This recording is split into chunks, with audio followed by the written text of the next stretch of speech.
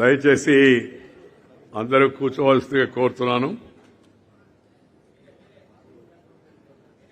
అలాగే మీడియా వాళ్ళు మాత్రమే నిలబడతారు. మిగతా వాళ్ళందరూ సొంత సెల్ఫీలు ఉన్నవాళ్ళు కూర్చొని ఈ స్థలం నుంచి ఆ పని చేయండి. దయచేసి సభా మర్యాదలు మనం పాటించాలి ఎక్కడైనా. ఈరోజు శ్రీ అక్కినేని నాగేశ్వరరావు గారి కళాశాల ఆ మాటతోనే నేను గమనే ప్లీజ్ ప్లీజ్ ఫోటోగ్రాఫర్ కూడా వేసేది ఒక ఫోటో, తీసేది మాత్రం 100. ఎందుకంత? అక్కినేని నాగేశ్వరరావు గారు పేరుతో మొదలు పెడతాను నేను. ఈ అలవాట్లు ANR college, NTR college, PBN college, ఈ అలవాట్లు మానేయాలి. అది అవమానకరం. అక్కినేని నాగేశ్వరరావు కళాశాల అని మాత్రమే పిలవాలని చెప్పి నేను కోరుతున్నాను. ఈ చిట్టిపెట్టి మాటలు మాట్లాడడం, ఆ ఇంగ్లీష్ వాళ్ళు పెట్టిపోయారు. మన మాటలు, మన దేశం, మన గొప్ప అని మనం గుర్తుపెట్టుకోకూడదని. హైదరాబాద్లో ఎంజీ రోడ్డు అంటే ఎంజీ రామచంద్రన్ కాదు, మహాత్మా గాంధీ రోడ్డు. మహాత్మా గాంధీ ఎంజీ అయిపోయాడు. SP road Sardar Patel road, Sardar Patel ఒక ఎస్పీ అయిపోయాడు. ఇది మంచిది కాదు. వాళ్ళ భాషని పెంచడానికి, మనల్ని మనం మర్చిపోవడానికి వాళ్ళు అవి పెట్టారు. ఇప్పుడు మాట్లాడకపోవడం కూడా మనం ఏం చేస్తున్నాం, ఆ వల్లలోనే ఇంకా పోతున్నాం. మా డ్రైవర్ మాట్లాడుతున్నాడు, ఇంకొకటితో మాట్లాడుతున్నాడు, బ్రో బాగున్నావా అని. బ్రోవా? ఏమైనా బ్రోకరా అతను? ఏ బ్రోకర్ అన్నా? కాదు సార్, బ్రో అంటే బ్రదర్ అన్నాడు. నేర్చుకుంటారా అని చెప్పాను. ఈ పరిస్థితి ఏమాత్రం మన సమాజానికి మంచిది కాదు. ఇవాళ నేను ఒక ప్రతిష్టాత్మకమైన, పురాతనమైన మంచి కళాశాల వేదికగా నేను చెప్తూ ఉన్నాను. దయచేసి అందరూ తెలుగులో మాట్లాడండి. ఇంగ్లీష్ వాళ్ళకి ఇంగ్లీష్తో మాట్లాడండి. ఇంకా మీరు ఇతర భాషలో కూడా హిందీలో మాట్లాడండి వాళ్ళతో.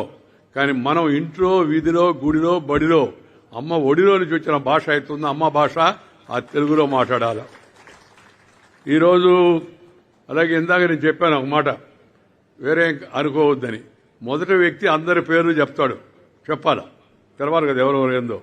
తర్వాత వాళ్ళందరూ అందరి పేర్లు మరలా చెప్పాల్సిన అవసరం లేదు. ఆ చెప్తూ సీనియారిటీ మర్చిపోవడం, ఒక్కోసారి పేరు అది కాబట్టి ఇంకోటి చదవడం, మళ్ళీ వాళ్ళ మనసులో బాధ కలగడం, ఇవి సమయం ఎక్కువైపోవడం, ఇవి జరుగుతాయని మాత్రమే పేరు చెప్పొద్దాను. కానీ పేర్లు మంచివి కాదని కాదు. ఎందుకంటే నేను ఈ వ్యవహారంలో సుమారు 60 ఏళ్ల నుంచి ఉన్నాను. ఈ ఫోటోగ్రాఫర్ కూడా ఆ అనుభవంతో చెప్పాను నేను చనువుతో. మనము కొన్ని పద్ధతులు, కొన్ని సాంప్రదాయాలు, కొన్ని ఉన్నత సంస్కారవంతమైన విషయాల వైపు వెళ్ళాలి. సంస్కారవంతమైన జాతిగా ఉండాలి. ఇందాక ఒక మాట చెప్పాడు, ఏమని, చాలా మంచి మాట చెప్పాడు మన రాము, ఏమని కలిసి ఉండాలా. మన దేశం స్వతంత్రం పోవడానికి కారణం ఏం చెప్పండి? మన రాజులందరూ కలిసి ఉండకుండా ఒకరితో ఒకటి తొంగేసుకోవడం వల్ల ఆ ఇంగ్లీష్ వాళ్ళు వచ్చి మనం దోచుకొని, మన మనసును కూడా దోచుకొని, మన ఆస్తులు దోచుకొని, మన వజ్రాలు దోచుకొని వెళ్ళిపోయారు. పోర్చుగీస్ అంతా గుడివాడ అంత ఉంటుంది. వాడు వచ్చి ఈ దేశంలో గోవాను ఆక్రమించుకున్నాడు. కారణం ఐకమత్యం లేకపోవడం. కాబట్టి సమాజంలో, కళాశాలలో, విద్యార్థుల్లో, కుటుంబంలో అందరూ ఐకమత్యం ఉండాలి అనే విషయాన్ని మనం ఈ సందర్భంగా గమనించాల్సి ఉంది, దాన్ని పాటించాల్సి ఉంది. ఈరోజు ఈ కళాశాల యొక్క వజ్రోత్సవాలకు రావడం చాలా సంతోషంగా ఉంది. ఈ యొక్క గొప్ప సందర్భంగా మిమ్మల్ని అందరినీ కలుసుకోవడం కూడా చాలా ఆనందంగా ఉంది. ఈ రోజుల్లో ఇబ్బడి ముబ్బడిగా ఎక్కడ పట్టినా విద్యా సంస్థలు కనపడుతుంటాయి. మనకి పెద్ద పెద్ద అడ్వర్టైజ్మెంట్ కూడా కనపడుతుంటాయి. అడ్వర్టైజ్మెంట్ పెద్దగా ఉందంటే అర్థం కాలేజీ ఇచ్చినదని తెలుసుకోవాలి మనం ఎప్పుడైనా. ఆ రోజుల్లో విద్యా సంస్థ లేని లోటును గుర్తించి ప్రముఖులైనటువంటి మహానుభావులందరూ, పర్వతనేని వెంకటరత్నం గారు, కాజా వెంకటరామయ్య గారు, వేములపల్లి రామబ్రహ్మం గారు, ఉప్పలపాటి వీరభద్రరావు గారు, వడ్డే సోమనాథుడి గారు, లింగం వెంకటకృష్ణయ్య గారు, శ్రీ ఉపద్రష్ట పాపల శాస్త్రి గారు, వీళ్ళ పేర్లు మళ్ళా ఎందుకు చెప్తున్నానంటే నేను ఇందాక చెప్పిన సిద్ధాంతానికి విరుద్ధంగా ఇలాంటి వాళ్ళని గుర్తుంచుకోవాలి. వాళ్ళ మహానుభావుల కారణంగానే మనం ఇవాళ ఇంత పెద్ద కాలేజీ కట్టుకొని ఇంత బ్రహ్మాండంగా ఉత్సవాలు చేసుకుంటున్నాం. అలాంటి మహనీయులు మన పూర్వులు ఎవరైతే ఉన్నారో వాళ్ళు గుర్తుంచుకోవాలి. మన శ్రీనివాస్ గారు వీళ్ళు అందరూ వచ్చినప్పుడు చెప్పారు, సార్ కొత్త తరం మేము కళాశాల యాజమాన్యంలోకి వచ్చాం, ఏదో కొన్ని మంచి పనులు చేయాలనుకుంటున్నాం అని చెప్పారండి. మంచి పనులు తప్పనిసరిగా చేయాలి, కళాశాలను బాగా అభివృద్ధి చేయాలి. దాంతోపాటు దేశంలో వస్తున్న మార్పులు ఏందో గమనించండి. కొద్ది రోజుల తర్వాత మన విద్యా విధానంలో మన చదువులు, మన పుస్తకాలు ఇవన్నీ అబ్సొల్యూట్ అయిపోతాయి. టోటల్గా వచ్చిన తర్వాత, ఆర్టిఫిషియల్ ఇంటెలిజెన్స్ వచ్చిన తర్వాత పెద్ద పెద్ద పుస్తకాలు చదివేటికి అవకాశం ఉండదు. సో దాన్ని ఎలా సమ్మిళితం చేయాలా మన విద్యతో, మన విద్యా విధానంతో, మన భారతీయ సంస్కృతితో. ఏఐ అంటే నాకు ఇష్టం లేదు, కానీ ఏఐ ఆగదు, ఆర్టిఫిషియల్ ఇంటెలిజెన్స్ ఆగదు. టెక్నాలజీ ఆ విధంగా ముందుకు పెడుతుంది, నీకు ఇష్టం ఉన్నా ఇష్టం లేకపోయినా. మొదట్లో సోషల్ మీడియా లేదు, సోషల్ మీడియా వచ్చిన రాకముందు అందరూ ఒబరాట పడ్డారు, సోషల్ మీడియా వస్తే బాగుంటుందని. వచ్చింది, ఏం చేస్తామని చెప్పండి. ఇప్పుడు సోషల్ మీడియా కాస్త యాంటీ సోషల్ మీడియాగా తయారైపోయింది. ఆ యూట్యూబ్ అవి చదువుతాం, హెడ్డింగ్ చదువుతాం, పైన హెడ్డింగ్, పైన పటారం లోన లొటారం అని, లోపలేముండదు.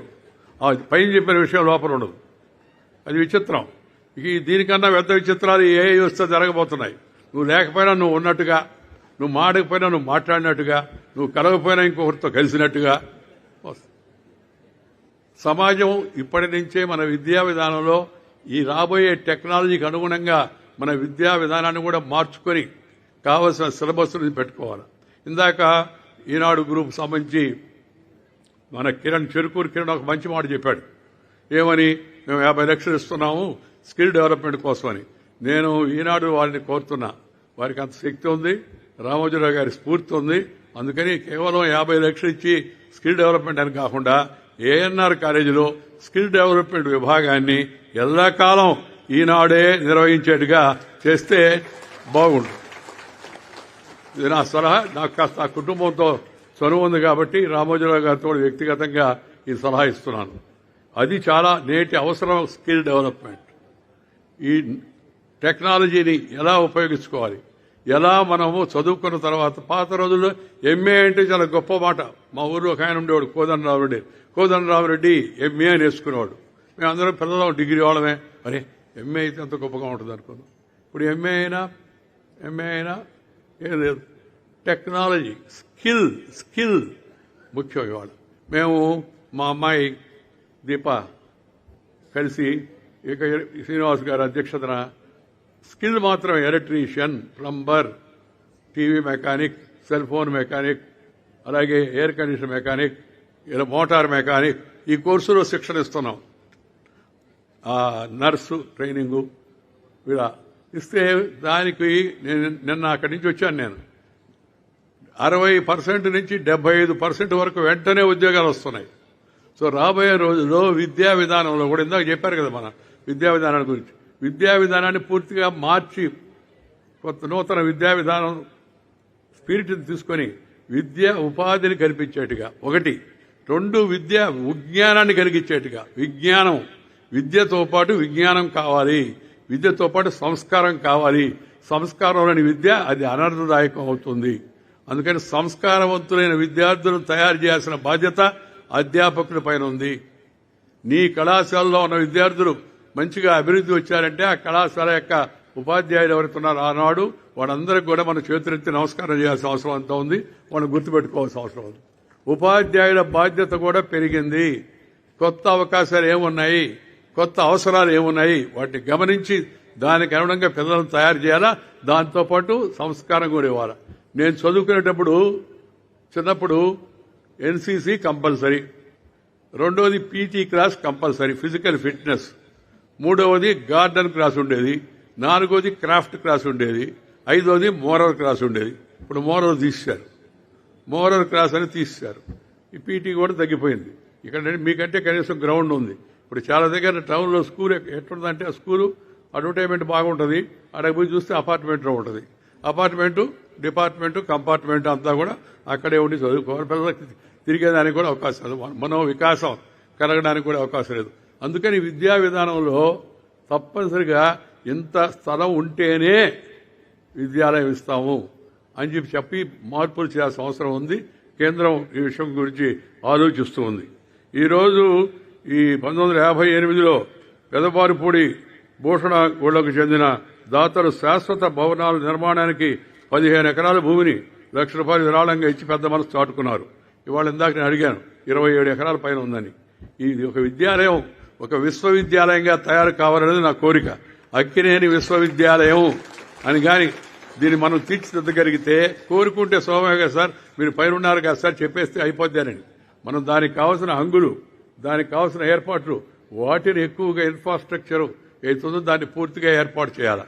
మంచి వాతావరణం ఏర్పాటు చేయాలి. పిల్లలకి మధ్య మధ్యలో కాస్త చెట్లు, ఆ చెట్ల కింద కూర్చొని చదువుకోవడానికి మంచి అవకాశాలు, అలాంటి వాటిని కూడా కనిపించే విధంగా కళాశాలను నిన్న నాగార్జున మంచి హృదయంతో అబ్బాయి నాకు చెప్పాడు, పోతూ నేను షూటింగ్ ఉంది సార్, నేను అందుకంటే మీరు వస్తున్నారని తెలిసింది ఉండలేకపోతున్నాను, 2 కోట్లు కళాశాల దీనికి దాతగా ఇచ్చామని.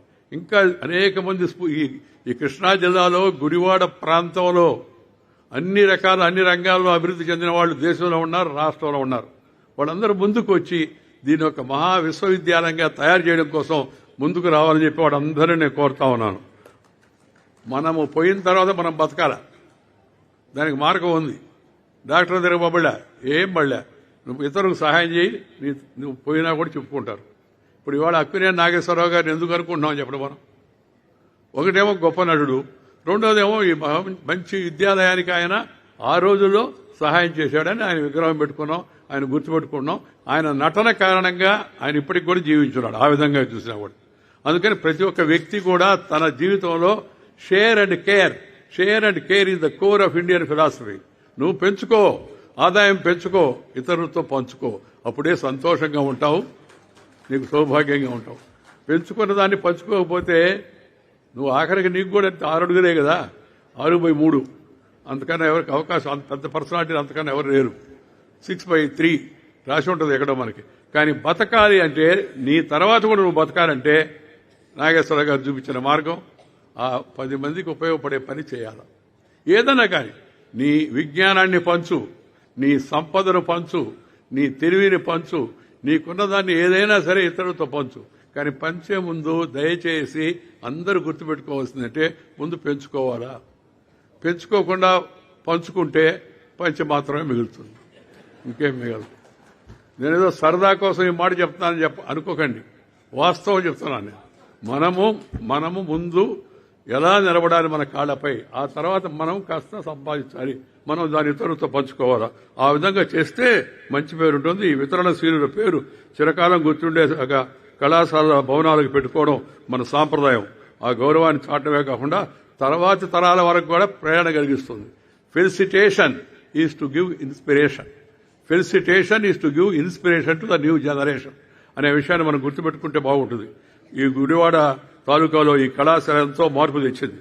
ప్రధానంగా వ్యవసాయం అనుబంధ రంగాలు ఆధారపడే చుట్టుపక్కల గ్రామాలు వీళ్ళకి ఆధునిక విద్యను కల్పించి వాళ్ళని పై స్థాయికి తీసుకెళ్లేందుకు అవకాశం కల్పించింది. ఈ పునాదితోనే ఎంతో మంది రాణించారు, ఉన్నత పదవులు చేరుకున్నారు. మీడియా మొగలుగా కీర్తి పొంది లక్షల మందికి ప్రత్యక్షంగా పరోక్షంగా ఉద్యోగ, ఉపాధి, వినోద, విజ్ఞాన అవకాశాలు కల్పించిన దివంగత శ్రీ రామోజీరావు గారు ఈ గుడివాడ కళాశాల పూర్వ విద్యార్థి అనే విషయం మనం తెలుసుకుంటే ఉదాహరణకు చెప్పాను. అలా అనేక మంది మరి ఈ సాహితీవేత్త మా మిత్రుడు వై లక్ష్మీప్రసాద్ యార్లగడ్డ, ఆయన కూడా ఎంపీ నిధులు నుంచి అప్పుడు 15 లక్షలు విరాళంగా ఇచ్చాడు. ఇంకెంతో మంది పూర్వ విద్యార్థులు కూడా తమ వంతు చేయూత ఇస్తూ ఉన్నారు. యువత అలాంటి వాళ్ళ నుంచి స్ఫూర్తి పొందాలి. చదువుతో పాటు విజ్ఞానంతో పాటు వివేకాన్ని పెంచుకోవాలి, చదువుతో పాటు సంస్కారాన్ని పెంచుకోవాలి. పలానా గుడివాడ కళాశాల విద్యార్థి పలానా దాంట్లోకి ఎన్నికయ్యాడు, పలానా దగ్గర ఉన్నాడు అంటే ఆ సంస్కారం, ఆ పద్ధతి, ఆ సాంప్రదాయం అవి చూసి ఇతరులకు గౌరవం కలగాలి. ఆ భారతీయతను మన జీవితంలో మనం ప్రతి ఒక్కరూ కూడా అలవాటు చేసుకుని ముందు గడపాల్సిన అవసరంతో వికసిత భారతం కావాలంటే మన దేశంలో మన ఎవరు అడిగారు సార్ దేశభక్తి అంటారు మీరు, ఏందో ఒక్క మాటలో చెప్పండి సార్ అండి, ఏం చేయాలో చెప్పండి. ఏం పడలేదరా, నీ పని నువ్వు చేయని చెప్పారు. అంతేనా దేశభక్తి అంటే? అంతే.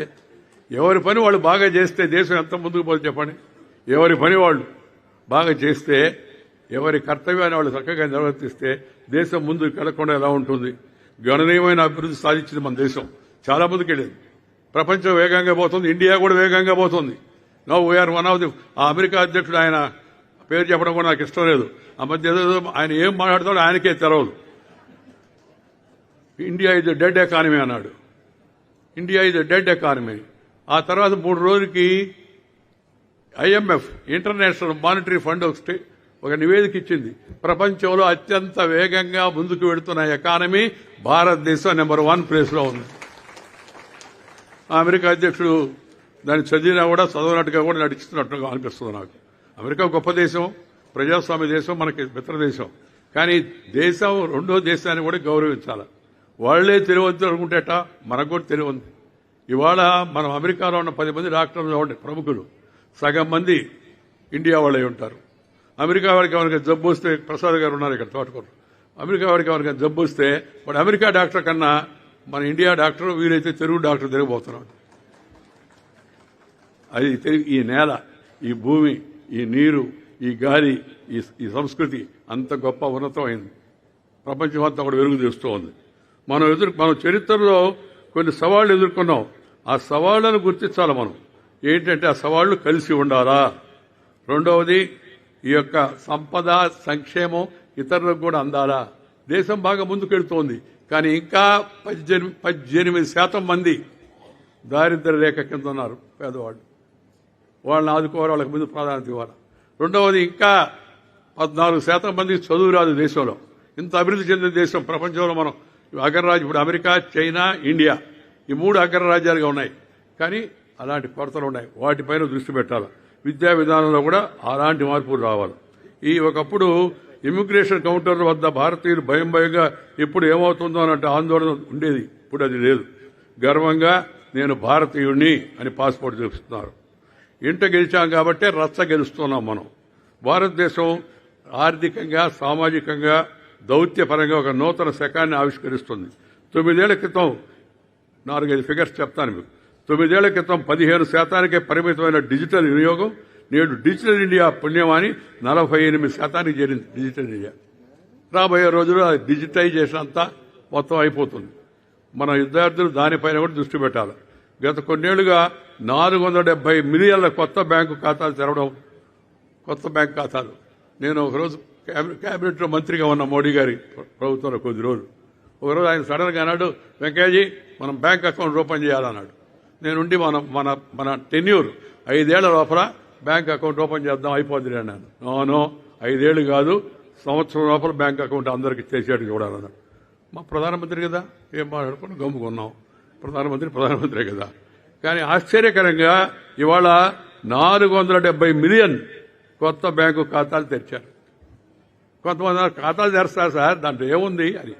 ఆ తర్వాత DBT, డైరెక్ట్ బెనిఫిట్ ట్రాన్స్ఫర్ అని ప్రభుత్వం ఇవ్వదలుచుకున్న వాటన్నిటినీ మధ్యలో నిలబడకుండా, క్యూలో ఉండకుండా, standing in a queue, waiting in the list, పోవడం, చెయ్యి కలపడం, shaking hand and doing something in between hand, అదేమి లేకుండా ఇవాళ నేరుగా మనకు అందాల్సిన సొమ్ము మన ఖాతాలో నేరుగా మన ఇంటికి, మన చేతికి వస్తుంది, మన ఫోన్లో వస్తుంది.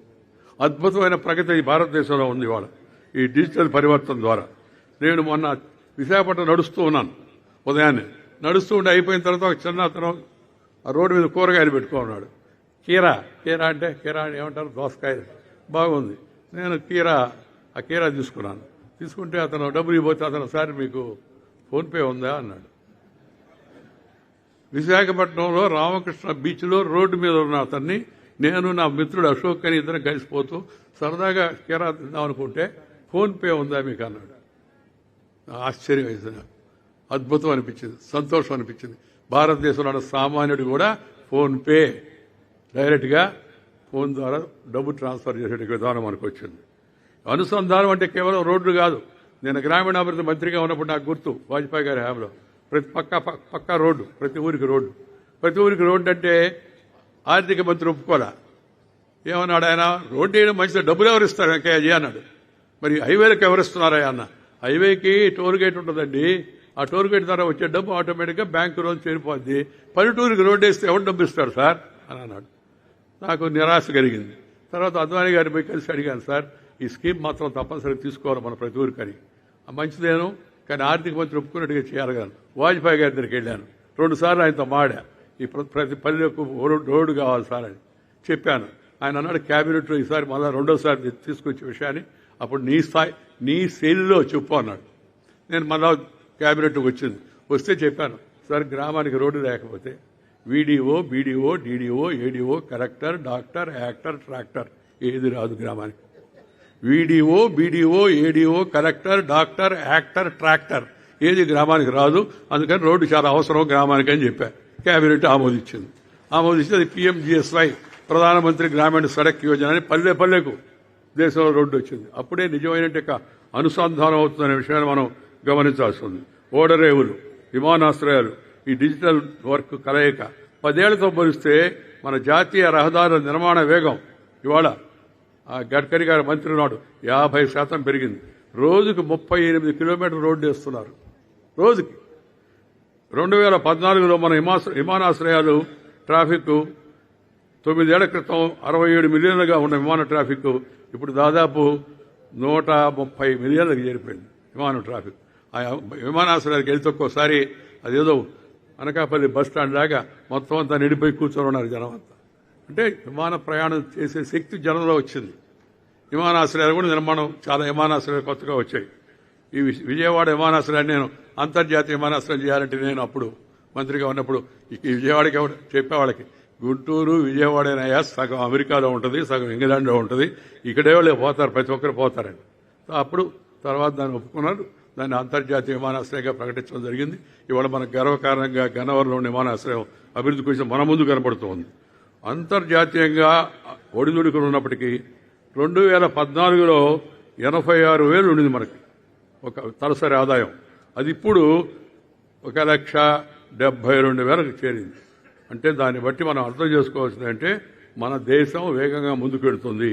GST అమలుతో దేశమంతా ఒక మార్కెట్గా మారి పన్ను చెల్లింపుదారు సంఖ్య రెట్టింపవడమే కాకుండా ధరలు కూడా కొంత తగ్గాయి. కాబట్టి మనం ఈరోజు ఎక్కడికి పోయినా ఇండియా అంటే India is being recognised and respected. కారణం టాలెంట్. కారణం ఇప్పుడు ఈ అక్కినేని నాగేశ్వర కళాశాల లాంటి కళాశాలలో చదువుకున్న విద్యార్థులు ఎక్కడికి వెళ్ళినా, ఇప్పుడు అమెరికాలో 12 కంపెనీలు తీసుకుంటే 10 కంపెనీలకు ఇండియన్స్ సీఈఓగా ఉంటారు. మన నాదెళ్ల సత్య, సుందర్ పిచాయ్ ప్రపంచంలోని వాళ్ళ మైక్రోసాఫ్ట్కి మనవాడు తెలుగువాడి వాళ్ళ అధిపతిగా ఉన్నాడు. కారణం వాళ్ళు చదువుకున్నా వాళ్ళకి వచ్చినట్టు పునాది వాడు చేసిన కృషి కారణం అని చెప్పి మనం చేస్తున్నాం. నేను ఈరోజు గ్లోబల్ సౌత్కి ఇండియా ఒక గొంతుగా తెచ్చింది. క్వాడ్, బ్రిక్స్, SCO లాంటి విభిన్న కూటముల్లో చురుకైన పాత్ర వహిస్తూనే G7లో కూడా మనం చేరిపోయాం. ఇవాళ మనం శాంతిని కోరుకునేవాళ్ళం, ఎప్పుడు ఇతరులపైన దాడి చేయలే. ఒకప్పుడు భారతదేశం